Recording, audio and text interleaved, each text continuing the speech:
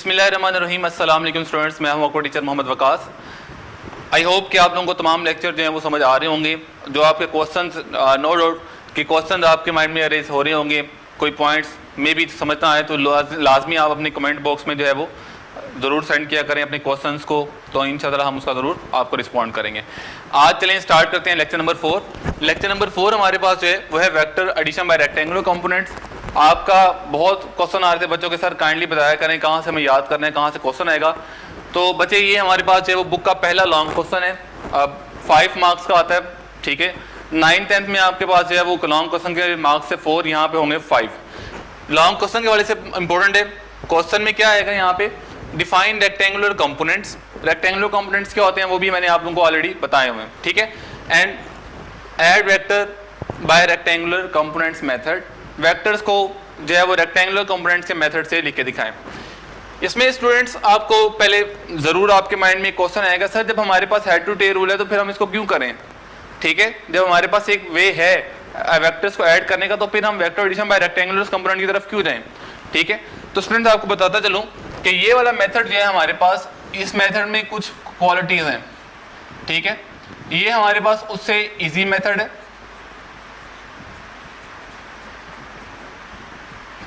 इसके लिए हमें कोई ग्राफिकल वर्क नहीं चाहिए।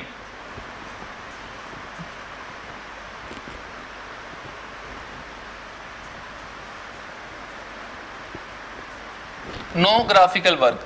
ग्राफिकल वर्क में लिखे, इसको मैं काट रहा हूं, इसका मतलब क्या है, no graphical work.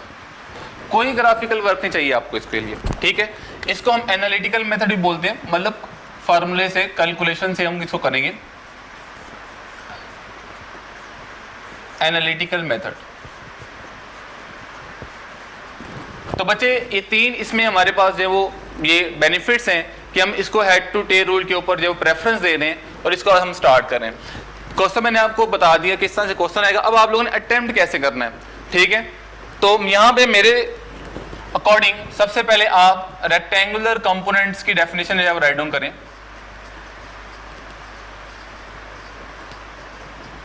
Rectangular components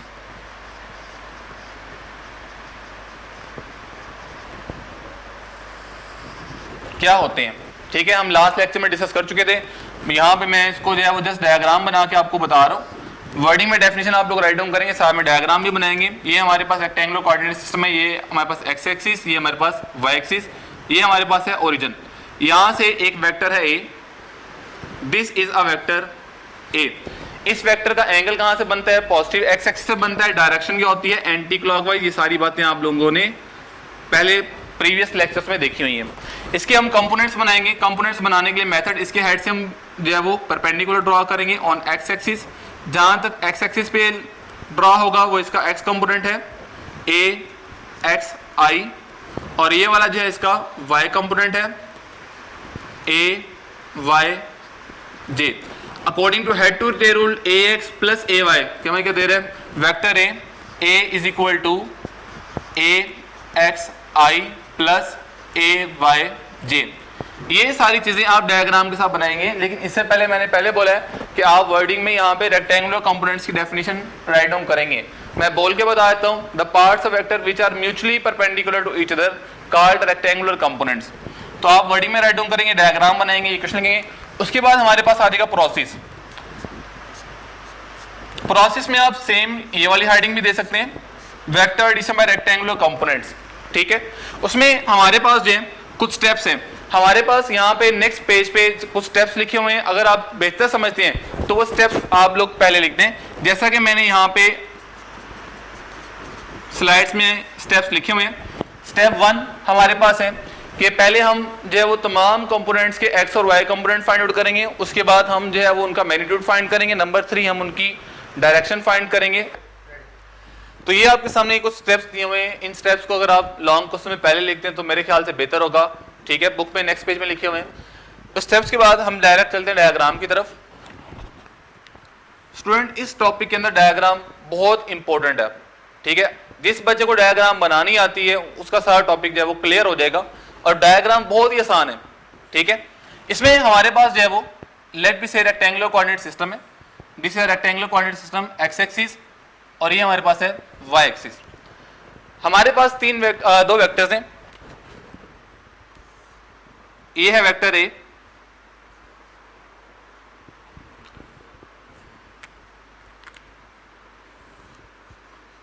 और ये है हमारे पास vector B.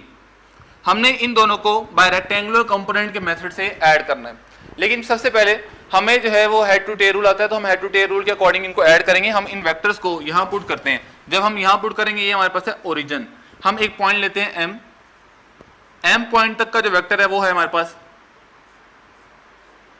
A, this is vector A, और एक पॉइंट है एन, पॉइंट एन तक का जो वेक्टर है हमारे पास वो है बी। हमने जस्ट वेक्टर्स को उठा के यहां पे रेक्टेंगुलर कोऑर्डिनेट सिस्टम में पुट किया, हेड टू टेल रूल, कि हम सेकंड वेक्टर की टेल को फर्स्ट वेक्टर के हेड पे पुट करेंगे लाइक दिस। तो ये हमारे पास आ गया vector B,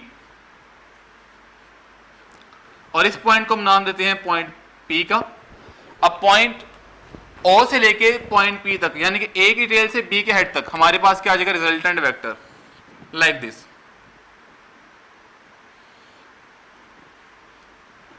resultant vector A plus B. अभी तक मैंने कोई नई चीज नहीं पढ़ाई, ये सारा हेड टू टेल रूल है। इसमें हमारे पास अब हम कंपोनेंट फाइंड करेंगे, ए के हेड से हम परपेंडिकुलर ड्रॉ करेंगे, जैसा कि स्टेप में था कि हम पहले जो है वो फर्स्ट तमाम वेक्टर से कंपोनेंट फाइंड करेंगे। तो ये हमारे पास जो है वो कंपोनेंट्स ऑफ ए, ये वाला कंपोनेंट हमारे पास ए का एक्स वाला है, ये वाला हमारे पास ए का वाई वाला कंपोनेंट है। इसी तरह से बी के कंपोनेंट फाइंड करेंगे, बी के हेड से परपेंडिकुलर ड्रॉ करेंगे। अब बी देखें, बी वेक्टर यहाँ पॉइंट एम तक है, तो बस इसको पॉइंट एम तक ही लेके आएंगे।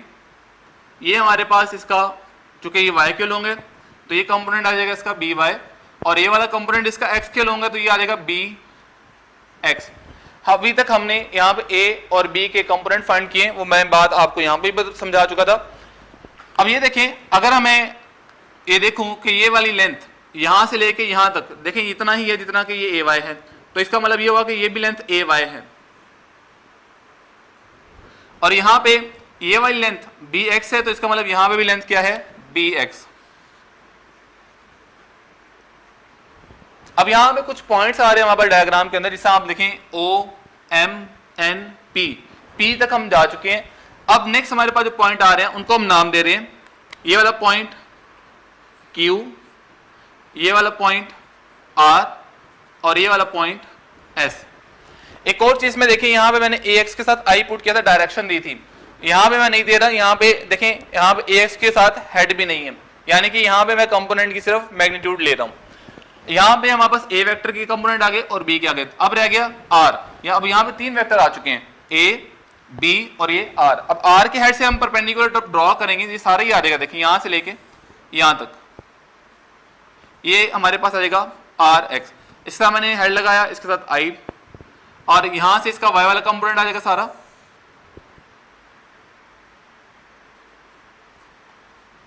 RY J। तो स्टूडेंट ये थी हमारे पास डायग्राम।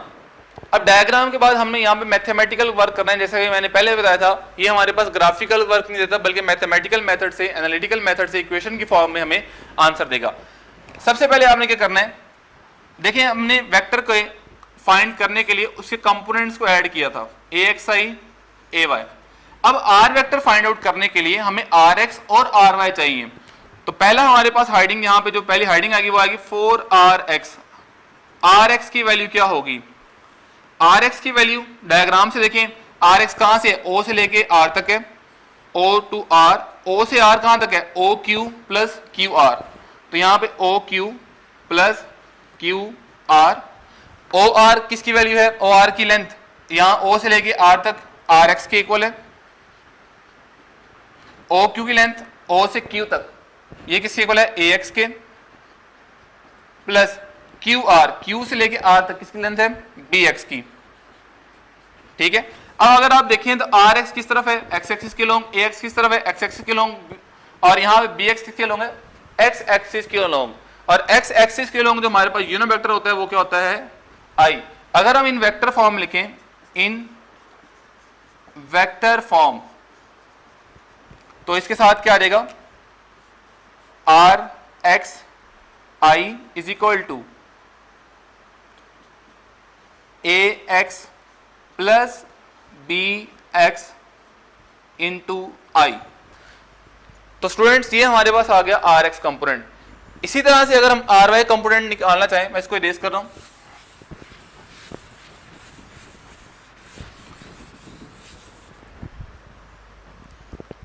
आर वाई कंपोनेंट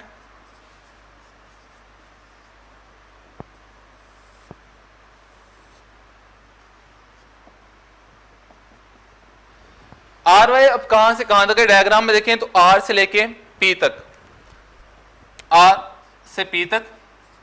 अब आर से पी अगर हम स्टेप्स में देखें तो आर से लेके एस और एस से लेके पी, आर से एस प्लस एस पी, इनकी वैल्यूज अगर हम देखें डायग्राम से लेंथ की फॉर्म में, आर से लेके पी तक आर वाई, आर से लेके एस तक ए वाई और एस से लेके पी तक क्या आ रहा है, डी वाई। तो यहां हमारे पास आ जाएगा आर वाई, आर एस की जगह हमारे पास क्या आ जाएगा ए वाई, और एस पी साहब नहीं, एस पी पॉइंट है, एस पी की जगह हमारे पास क्या आ जाएगा बी वाई। और उसी तरह से अगर हम डायरेक्शन देना चाहें, वेक्टर फॉर्म में लिखना चाहें, अब चूंकि ये एक्स एक्सिस वाई एक्सिस के लोग हैं, तो वाई एक्सिस के लोग हमारे पास यूनिट वेक्टर क्या होता है, जे। तो यहां पे वेक्टर फॉर्म में आ जाएगा in vector form R Y J A Y plus B Y J. तो ये हमारे पास जो है वो दोनों कंपोनेंट आ गए आर एक्स और आर वाई।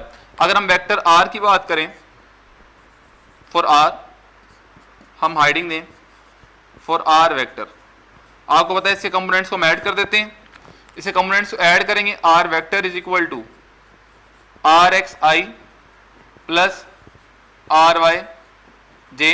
अब आर वाई जे और आर एक्स आई की वैल्यू पुट कर दें, आर वेक्टर आ जाएगा, R vector is equal to R A X आई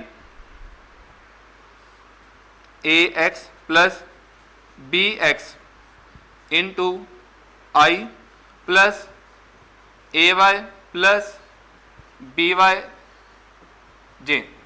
तो ये हमारे पास आ गया वेक्टर। अगर हमें मोस्ट सिंपल फॉर्म में जाएं, जैसे मैग्नीट्यूड का फार्मूला और डायरेक्शन का फार्मूला, फॉर मैग्नीट्यूड की अगर हम बात करें, मैग्नीट्यूड का फार्मूला हमने जो है वो कल डिस्कस किया था पाइथागोरस थ्योरम से। फॉर मैग्नीट्यूड, मैग्नीट्यूड हमारे पास आ जाएगा आर वेक्टर का मैग्नीट्यूड, आप रिवाइज करें जरा फार्मूला माइंड में, क्या आएगा, एक्स वाला कंपोनेंट प्लस वाई वाला कंपोनेंट, आर एक्स का स्क्वायर प्लस आर वाई का स्क्वायर। अब सिंपल यहां पे आर एक्स और आर वाई की वैल्यू पुट कर दें, आर एक्स और आर वाई की वैल्यू पुट करेंगे तो आगे पास आर वेक्टर का मैग्नीट्यूड आ जाएगा A X plus B X whole का square plus A Y plus B Y whole का स्क्वायर। तो स्टूडेंट्स ये हमारे पास जो है वो दो वेक्टर्स को एडिशन के बाद उनके मैग्नीट्यूड का फार्मूला आ गया। यहां से अगर आप एक चीज देखें, यहां पे x वाला कंपोनेंट x के सेकंड वेक्टर के x कंपोनेंट में ऐड हो रहा है, y वाला कंपोनेंट फर्स्ट वेक्टर का y वाले कंपोनेंट में ऐड हो रहा है। इसका मतलब ये हुआ कि अगर हमारे पास और ज्यादा वेक्टर्स होते c d up to so on, four more vectors, four more vectors, तो फॉर्मूला क्या होता, आर वेक्टर का magnitude is equal to under root A X plus B X plus C X up to so on whole का square plus A Y plus B Y plus C Y plus up to so on whole का square. तो ये हमारे पास more than two vectors, इसमें हम easily जितने चाहे मर्जी वेक्टर्स जो है वो ग्राफिकल वर्क किए बगैर ऐड कर सकते हैं। तो ये हमारे पास मैग्नीट्यूड का फार्मूला आ गया, आप स्लाइड में भी, उधर स्लाइड में भी दे सकते हैं। उसके बाद हमारे पास, एक्चुअली मैं इस डायग्राम को रेस नहीं करना चाह रहा, तो डायरेक्शन के लिए मैं इसी को रेस कर रहा हूँ, आर एक्स वाले कंपोनेंट को रेस कर रहा हूँ। डायरेक्शन का फार्मूला तब तक आप लोग जो है माइंड में रिकॉल करें।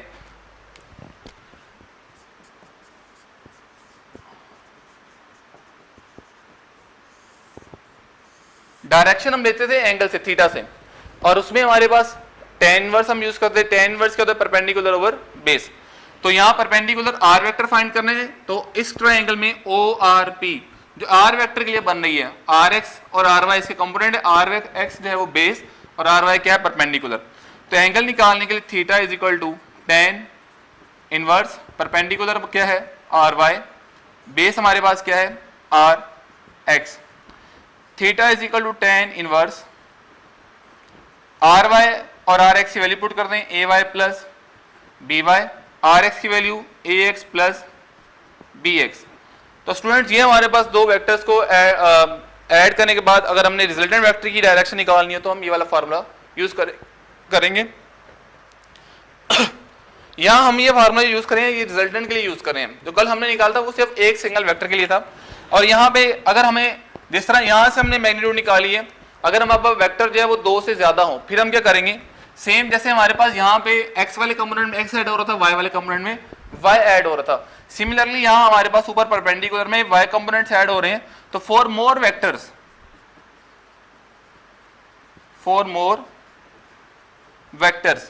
हमारे पास फार्मूला क्या आएगा? Theta is equal to tan inverse A Y plus B Y plus C Y plus up to so on, जितने मर्जी वेक्टर्स हों, divided by A X plus B X plus C X plus up to so on. तो students ये हमारे पास था complete method कि जिस तरह से हमने वेक्टर्स को ऐड किया। अब देखिए हमारे पास जस्ट इक्वेशंस आ गई हैं, हम नेक्स्ट टाइम सिर्फ इन इक्वेशंस को यूज किया करेंगे, इन इक्वेशंस को, ये मैग्नीट्यूड के लिए और ये वाली जो हमारे पास डायरेक्शन के लिए। हमें कोई ग्राफिकल वर्क करने की जरूरत नहीं है, ठीक है। ये मेथड हम जो है वो यूटिलाइज करेंगे आने वाले चैप्टर्स में।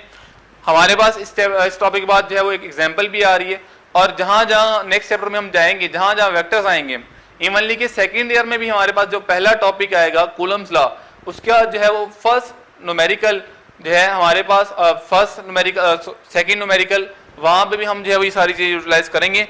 तो आप लोगों के पास बड़ा इजी मेथड आ गया कि आपको इस डायग्राम की अब जो है वो नेक्स्ट टाइम जरूरत नहीं पड़ेगी। लेकिन लॉन्ग क्वेश्चन के वाले से मैंने सारा आपको बताया किस तरह टाइप करना है, किस तरह से राइट डाउन करना है आप लोगों ने, और किस तरह से हाइडिंग बनानी है। सारी हाइडिंग्स हैं जो मैंने आपको यहाँ पे अंडरलाइन की हुई है, सारी की सारी हाइडिंग्स हैं। इस तरह जब आप हाइडिंग बना के अपना क्वेश्चन राइट डाउन करेंगे तो एक एग्जामिनर को जो चेक कर रहा है पेपर, उसको बहुत ज्यादा जो है वो हेल्पफुल रहता है कि इस बच्चे ने कहाँ पे हाइडिंग दी हुई है, तो उसके लिए चेक करना आसान होता है, चीजें सर्च आउट करना आसान हो जाता है। तो आप इजीली 5 मार्क्स जो है वो गेन कर सकते हैं। लेकिन अभी तक इसमें से एक चीज है वो बड़ी इंपॉर्टेंट रहती है, उसको हम डिस्कस करते हैं।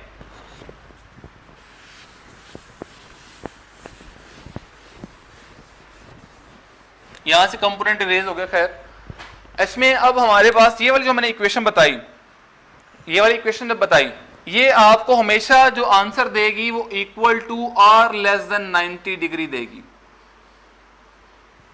ये हमेशा आपको आंसर कहां देगी? 90 डिग्री और लेस देन 90 डिग्री। अगर हम बात करें रेक्टेंगुलर कोऑर्डिनेट सिस्टम की, सिंपल सी बात है, ये आप लोगों ने मैट्रिक में पढ़ी हुई है। इस हमारे पास एक्सिस पे एंगल कितना होता है? 0 डिग्री। इतना यहां पे कितना होता है? 90 डिग्री। यहां पे कितना होता है? 180 डिग्री। यहां पे कितना होता है? 270 डिग्री। और फिर यहां पे हमारे पास 360 डिग्री। इसका मतलब ये हुआ हमारे पास, आपने इसको क्वाड्रेंट का नाम भी दिया होगा, it is first quadrant, this is second quadrant, this is third quadrant and fourth quadrant. अब देखिए इसमें हमारे पास, इसका मतलब ये हुआ कि हम जो भी वेक्टर ऐड कर लें, जब इस इक्वेशन ने आंसर हमेशा लेस देन 90 डिग्री और इक्वल टू 90 डिग्री देना है, तो मतलब वेक्टर का जो रिजल्ट आएगा वो हमेशा क्या इसी एक्सिस के अंदर रहेगा। इसका आंसर यहां नहीं आएगा, यहां नहीं आएगा, यहां नहीं आएगा, ऐसा अपने पॉसिबल नहीं है। इसका आंसर यहां पे भी आ सकता है, सेकंड में भी, थर्ड में भी, फोर्थ में भी, ठीक है। अगर आप लोग याद करें तो आप लोगों को याद होगा, इसमें मैंने बोला था पॉजिटिव एक्स एक्सिस, इसको बोला था पॉजिटिव वाई, इसको बोला था नेगेटिव एक्स, इसको बोला था negative Y. Just an example मैं कह रहा हूं, अगर हमने तो वेक्टर्स को ऐड किया और उनका रिजल्टेंट वेक्टर आ रहा है -3i + 4j, तो ये वेक्टर कहां पे होगा? अगर आप इसी इक्वेशन से एंगल निकालेंगे थीटा tan इनवर्स y4 इधर 3, आंसर निकालेंगे लेस देन 90 डिग्री आएगा। लेकिन अब ये बता रहे हैं इसका x वाला कंपोनेंट नेगेटिव है, y वाला क्या है पॉजिटिव है। तो अब हमारे पास ये इक्वेशन जो है यहाँ पे अपनी लिमिटेशन शो करिए, मतलब ये सही आंसर नहीं दे रही, इसमें थोड़ी सी चेंजिंग है चाहिए हमें। थीटा एक्चुअली क्या है, थीटा एंगल है फ्रॉम x एक्सिस, ये हमने कहा लिया फ्रॉम x एक्सिस, ठीक है। अब हम इसमें थोड़ा सा मॉडिफिकेशन करेंगे, theta is equal to tan inverse 4/3। अब ये क्या चीज है, ये हमारे पास क्वाड्रेंट एंगल है, ये हमें क्वाड्रेंट बताता है।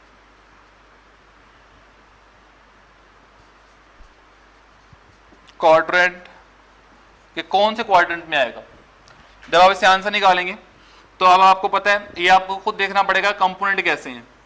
अगर दोनों पॉजिटिव हैं फिर कोई इशू नहीं है, फिर हमारे पास देखें थीटा इज इक्वल टू 5 ही होगा। अगर हमारे पास जो है वो वेक्टर के दोनों कंपोनेंट पॉजिटिव आ रहे हैं फिर कोई इशू नहीं है, फिर थीटा इज इक्वल टू 5 ही होगा, उसमें हमें कोई मॉडिफिकेशन करने की जरूरत नहीं है। आपके पास बुक में भी डायग्राम बनी, यहाँ स्लाइड में भी आपके पास आ रही है, यहाँ हमें कोई मॉडिफिकेशन की जरूरत नहीं है। For if Rx and Ry both positive, if both Rx and Ry are positive तो थीटा इज इक्वल टू 5 ही होगा। लेकिन अगर हमारे पास जो है वो ये वाला कंपोनेंट नेगेटिव है और ये वाला पॉजिटिव है तो हमें फिर क्या करना पड़ेगा, 5 से फाइंड आउट करना पड़ेगा। अब उसमें मॉडिफिकेशन क्या चाहिए, हमने जो है वो सेकंड क्वाड्रेंट के अंदर जाना है, वेक्टर हमारा यहाँ पे होगा। अब x एक्सिस से एंगल यहां तक आएगा, वेक्टर के यहां पे होगा, उसके लिए हमें क्या करना पड़ेगा, ये जो फाई हमें देगा ये क्वाड्रेंट एंगल मतलब कि इसी क्वाड्रेंट का एंगल देगा। अब हमें उसमें मॉडिफिकेशन करनी है, सेकंड क्वाड्रेंट में जाने के लिए आपके पास जो ये वाला एंगल है उसको 180 में से माइनस कर दें, आपका जो एंगल है वो खुद ब खुद सेकंड में आ जाएगा, ठीक है। यहाँ पे आगे पास बुक में स्लाइड में भी यहाँ आ रहा है, इफ Rx जो है वो नेगेटिव है और Ry जो है वो पॉजिटिव है तो फिर theta is equal to 180 minus 5 करेंगे हम। और अगर हमारे पास यहाँ पे दोनों कंपोनेंट लेट बी से नेगेटिव -3i -4j तो फिर हम क्या करेंगे, if Rx negative and Ry is equal to negative, फिर हम इसी क्वाड्रेंट एंगल को 5 को 180 में ऐड कर देंगे। 180 में जब ये एंगल बड़ा ऐड करेंगे वो कहाँ चला जाएगा, 180 से 270 के दरमियान, और कौन सा क्वाड्रेंट आ जाएगा, थर्ड आ जाएगा। Theta is equal to 180 plus 5। Number 4 quadrant कब होता है, जब x की वैल्यू हमारे पास क्या हो पॉजिटिव, y की वैल्यू क्या हो नेगेटिव, लाइक दिस, माइनस की जगह यहाँ 3i -4j। अब यहाँ पे Rx क्या हो गया हमारे पास पॉजिटिव एंड Ry क्या हो गया नेगेटिव, तो थीटा क्या आएगा। अब थीटा क्या करेंगे हम, इसी क्वाड 5 को हम 360 में से माइनस करेंगे, 360 माइनस 5, तो ये हमारे पास ये डिटर्मिनेशन ऑफ क्वाड्रेंट के नाम से इसको आप हाइडिंग देंगे, डिटर्मिनेशन ऑफ क्वाड्रेंट के नाम से, डिटर्मिनेशन ऑफ क्वाड्रेंट, ये लास्ट हाइडिंग होगी आपके लॉन्ग क्वेश्चन की, डिटर्मिनेशन ऑफ क्वाड्रेंट। उसमें ये 4 रूल अप्लाई होंगे और आपको बताता चलूं कि यहाँ पे ये भी MCQs है, ये भी MCQs है, ये भी MCQs है, ये भी MCQs है, ये सारे ही MCQs हैं। आपको Rx और Ry पूछा जाएगा, ये नेगेटिव है ये पॉजिटिव है, बताएं उसका फाइनल एंगल क्या होगा, उसका हमारे पास x एक्सिस से एंगल कितना होगा, ठीक है। तो यहाँ तक स्टूडेंट्स आई होप कि आप लोगों को आज का लेक्चर समझ आया होगा। जो भी आपके कमेंट्स हो, जो आपको पॉइंट्स जो है वो समझ ना आए आप जरूर कमेंट बॉक्स में बताइएगा। आई होप कि इंशाल्लाह इसकी जरूरत नहीं पड़ेगी। थैंक यू सो मच, अपना ख्याल रखिएगा, अल्लाह हाफिज़।